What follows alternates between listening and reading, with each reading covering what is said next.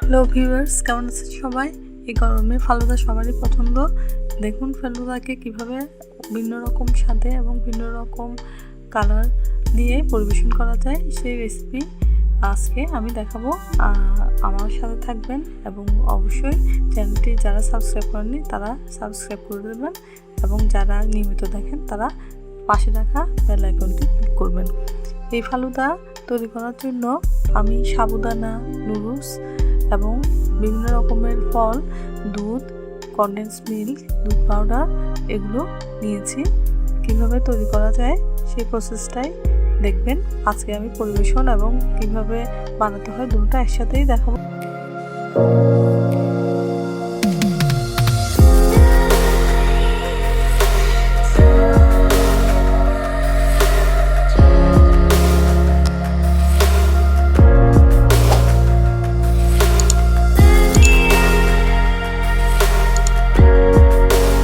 আমি 1.5 লিটার দুধ নিয়েছি ফালুদা বানাতে। এই দুধগুলোতে আমি কাস্টার্ড পাউডার ইউজ করব।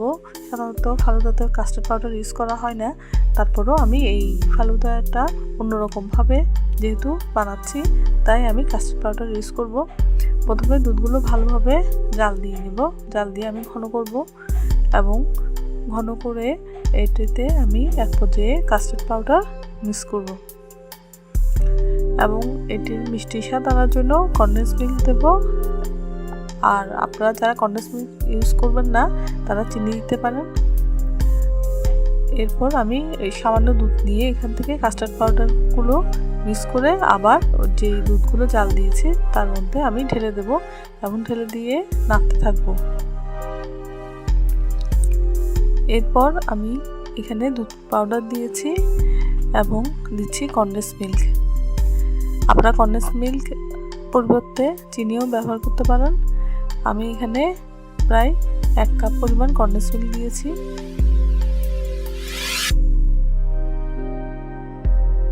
এই কনডেন্স মিল্কগুলো দেওয়ার পরে আমি অনবরত এগুলো নাড়ছি দেখুন এবং কাস্টার্ডটা দিচ্ছি। কাস্টার্ড দেওয়ার পরও ভালোভাবে এটি নাড়তে হবে। আমি চুলাটি মিডিয়াম রেখেছি যাতে নিচে লেগে না যায় এবং এটি ঘন করতে হবে।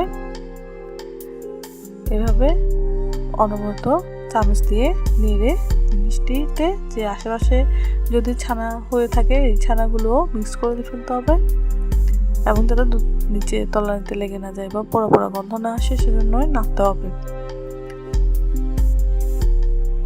এরপর আমি এগুলো একটি পাত্রে চুলাটা বন্ধ করে এই দুধগুলো একটি পাত্রে ঢেলে নিচ্ছি। এরপর আমি এর সাথে যে ফ্রুটসগুলো মিক্স করব এবং যে সাবুদানাগুলো মিক্স করব বা যে নুডলসগুলো মিক্স করব সেগুলি তৈরি করব। দেখুন কি সুন্দর ঘন হয়ে এসছে। আমি ঠান্ডা করার জন্য এগুলো নর্মালে রেখে এরপর ফ্রিজে রাখবো। আমি প্রথমে সাবুদানাগুলো সিদ্ধ করে দেবো গরম পানিতে। সাবুদানার পানিতে দেওয়ার পরে অনবরত নাড়তে থাকবো যাতে তলা ভেঙে না যায়। এই যে দেখুন সিদ্ধ হয়ে আসলে একটি ছাঁকনির সাহায্যে এটি এভাবে ছেঁকে তুলে নেব। আমি সাবুদানাগুলো রঙিন কালার ইউজ করেছি, ফুড কালার, যাতে দেখতে ভালো দেখায়। আপনারা ফুড কালার নাও ইউজ করতে পারেন। আমি অরেঞ্জ ফুড কালার ইউজ করেছি।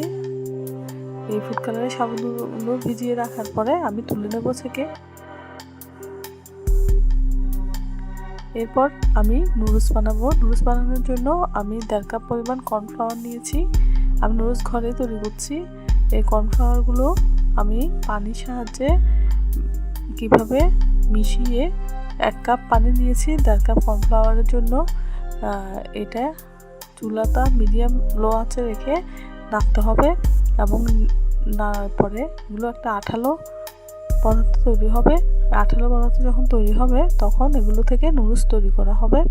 আপনারা দেখতে থাকুন। এটি এভাবে স্প্যাচুলার সাহায্যে অনবরত আমি নাড়ছি এবং এই নাড়ার ফলে এগুলো ঘন হয়ে আসবে। দেখুন এভাবে ঘন যখন হয়ে আসবে তখন আমরা নামিয়ে নেব। এই যে এই ধরনের একটা আঠালো গামের মতন তৈরি হবে। দেখুন এরকম যখন হয়ে আসবে তখন এটি নামিয়ে নেব। নামিয়ে আমরা সসের বোতল বা যেভাবে জিলাপি বানাই সে ধরনের একটি বোতল ফুটো করে নিয়ে অথবা প্লাস্টিকে বোতলে বা কাপড়ের একটি ব্যাগের মধ্যে নিয়ে নুডলস বানাবো। তো আমি এখানে প্লাস্টিকের একটি প্যাকেট ইউজ করেছি।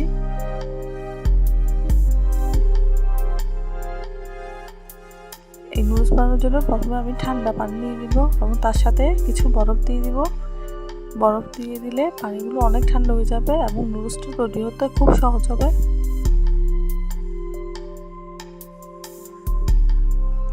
দেখুন, এই যে পলিথিনের যে ব্যাগটি নিয়েছি সেটি আমি কেচি দিয়ে আস্তে করে কেটে দিচ্ছি নিচের সাইডে, এবং অল্প অল্প করে যেভাবে জিলাপি বানাই সেভাবে আমি পানির মধ্যে এই নুডলসগুলো ছাড়তে থাকবো।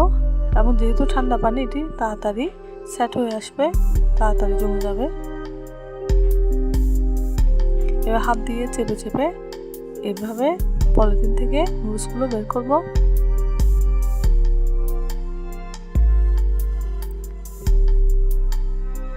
দেখুন, এভাবে সব নুডলসগুলো বেরিয়ে আসছে কি সুন্দরভাবে, এবং এটি পানি থেকে তুলে একটি পাত্রে নিয়ে নেব। দেখুন কি সুন্দরভাবে শক্ত হয়ে এসছে।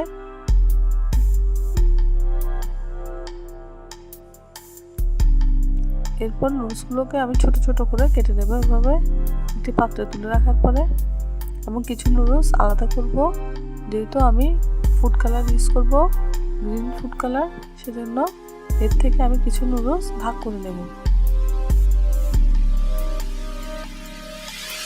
দেখুন, আমি গ্রিন ফুড কালার ইউজ করার জন্য একটি পানিতে ফুড কালার মিশিয়ে তার মধ্যে কিছু নুডলস ভিজিয়ে রেখেছি।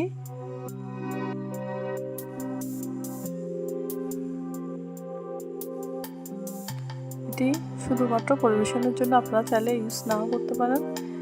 এরপর আমি জেলো তৈরি করছি। আমি স্ট্রবেরি ফ্লেভারের জেলো তৈরি করছি। জেলোর প্যাকেটের নির্দেশনা অনুযায়ী আপনারা জেলো তৈরি করতে পারবেন।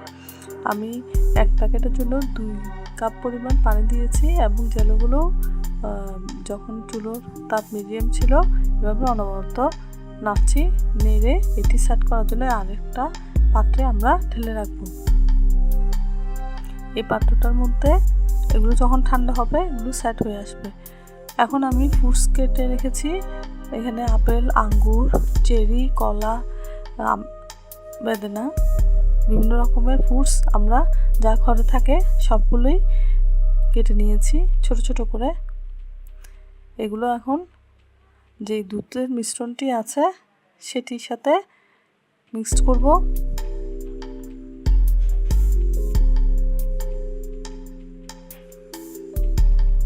দেখুন, দুধের মিশ্রণটা কত ঘন হয়ে এসছে, একদম উপরে ছানা হয়ে গেছে।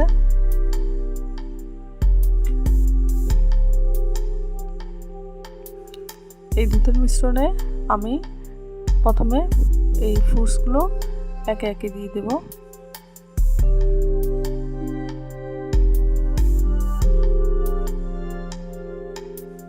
ফ্রুটস দেওয়ার পরে এই যে কালার নুডলসগুলো দিচ্ছি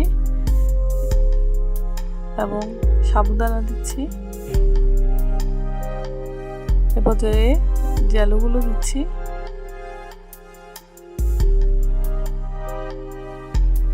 এবং কিছু কাঠবাদাম এবং পেস্তা বাদাম উপর দিয়ে ছড়িয়ে দিচ্ছি, এবং যে ফালুদাটি তৈরি হয়েছে এটি ভালোভাবে মিশাবো।